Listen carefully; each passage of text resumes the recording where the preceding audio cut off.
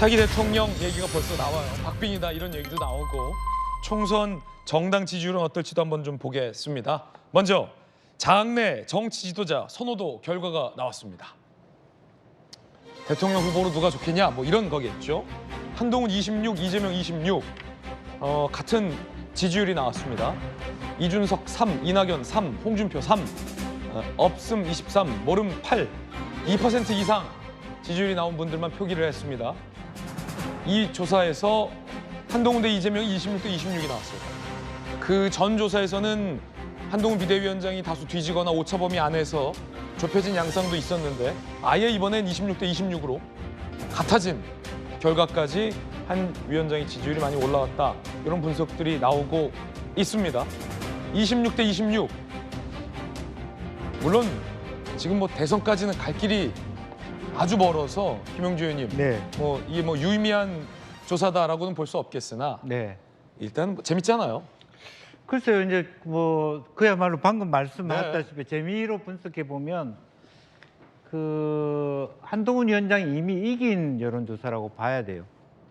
무슨 얘기냐 하면, 그러니까 여당 측 당내 대선 후보 지지가 예, 홍준표 그다음에 이준석이 3-3을 갖고 가잖아요. 예, 그렇게 합치는 포션이 말하자면 한동훈이 3-3을 뺏긴 거죠. 네, 뭐 보수층에서는.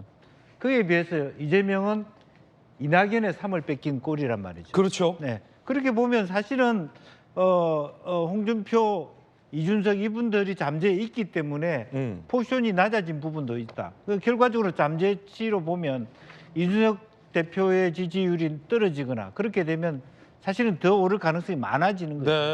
네. 트렌드도 그렇고 그래서 단순히 이것은 동률이라기보다는 그냥 우리가 정말 뭐 대선에 임박해서 하는 얘기가 아니기 때문에 편안하게 얘기하면 이미 기세로는 한동훈이 이재명을 꺾었다. 그렇게 볼 수 있는 부분이 있습니다. 그렇군요. 그런데 이게 그냥 단순 재미만은 아닌 이유가 이렇게 보도되고 있는 이유가 이번 총선에서 정당을 선택할 때 아무래도 차기의 대권 주자의 가능성, 지지도 이런 것들이 정당을 선택하는 선택과 연관이 있지 않겠습니까? 이제 그럼에도 불구하고 연관이 있는데 여전히 대통령 지지율이 상쇄를 하고 있어요. 그렇군요. 네. 그래서 이게 쉽지 않아요. 그러니까 그야말로 야당 대 야당으로 두 사람만 놓고 경쟁을 한다면 한동훈 승이라고 할 수 있지만 현 대통령의 포션을 유권자들이 봤을 때 한동훈 비대위원장과 몇 대 몇으로 보느냐가 사실은 달려 있는 문제입니다. 네. 그걸 지금 국민의힘 비대위는 최소한 대통령 비중을 낮추려는 선거 전략을 깨고 있는 거예요. 그래서 그게 아마 이제 그렇게 볼 거냐, 국민들은 아직은 그렇게 보지 않는 부분이 있기 때문에 한동훈의 호감도가 아직까지 40% 정도 부정 호감도가 있는 것도 결국 끝까지 이것을 일방적으로 한동훈의 승리라고 말하기는 어렵다고 유권자들이 보고 있다는 것이죠. 그렇군요. 같은 여론조사에서 어느 당 후보가 당선되어야 하냐라고 물었습니다. 이번엔 정당 지지율인데 국민의힘 32, 민주당 35, 제3지대 24, 모름 응답 거절이 9였습니다. 그런데 질문을 좀 바꿨습니다. 비례대표 투표 희망 정당을 물으니 국민의힘 35, 민주당 33, 개혁 신당 8, 이낙연 신당 4, 기본소득당 4, 정의당 3, 진보당 1 이래 또 지지율이 나왔습니다. 이 말은 어쨌든 제3지대에 대한 어떤 기대감이 살아있으면서 양당이 굉장히 지금 치열하게 접전 양상을 펼치고 있다. 김광선 변호사님 이렇게 봐도 되는 거죠? 그렇죠. 이제 생각보다 의외로 이제 제3지대에 대한 지지도가 상당히 나오고 있어요. 20% 이상 나오고 있지 않습니까? 이제 그 부분을 이제 어떻게 양당이 흡수하느냐 이게 굉장히 이게 중요하다고 봐요. 그런데 일단 뭐 선거제도 중요하지 않겠습니까? 네. 그래서 이제 병립형으로 가느냐 아니면 주의 연동형으로 가느냐 이제 그것 따라서 또 제3지대에 어떤 설자력이 있느냐 없느냐 굉장히 많은 영향을 미칠 것이다 이렇게 봐요. 그런데 우리가 이제 한동훈 비대위원장 관련해서 지금 이재명 대표가 동률이 나왔잖아요. 그것은 굉장히 저는 의미가 있다고 봐요. 우리가 여론은 추세다, 추이다 그런 얘기를 많이 하지 않습니까? 네. 이재명 대표가 엄청 오랫동안 정치해왔잖아요. 한동훈 비대위원장은 비대위원장 취임한 지 이제 30일 좀 지났어요. 그럼에도 불구하고 저렇게 선호도에 있어서 동률이 나왔다는 것은 굉장히 의미가 크고 그 다음에 보면 아까 보니까 지지가 없으면 한 23% 정도 되지 않습니까?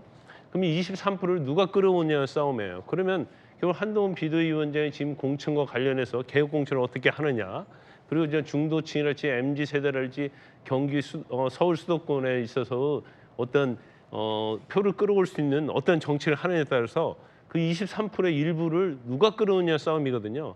근데 저는 이제 개인적으로 볼 때는 이재명 대표는 이제 콘크리트 지층은 있어요. 근데 더 이상 중도랄지 그런데 끌어올 수 있는 소구력은 상당히 저는 소진이 돼 있다고 보거든요. 그리고 계속적으로 이제 도덕성 갖고 문제를 삼는데 그럼 한동훈과 이재명 대표를 딱 우리가 객관적으로 봤을 때 도덕적인 면에서 누가 우위냐. 근데 이런 부분이 계속 부각될 거예요. 그러면 향후 이제 총선뿐만 아니라 대선까지도 상당 부분 이런 구도로 갈 가능성이 크다. 저는 그렇게 봅니다. 이 여론조사는요. 한동훈 위원장은 기분이 좋을지 모르지만 대선 3년 남은 이 시점에서는 의미가 없는 여론조사라고 저는 생각합니다.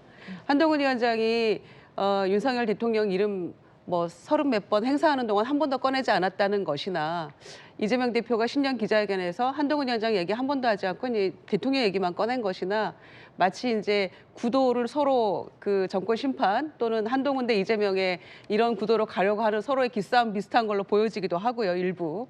그런데 대통령 굉장히 기분 나쁠 여론조사죠. 그리고 이렇게 대선 2, 3년 전에 김무성 전 대표나 황교안 전 대표나 다들 20, 30%씩 나왔었거든요.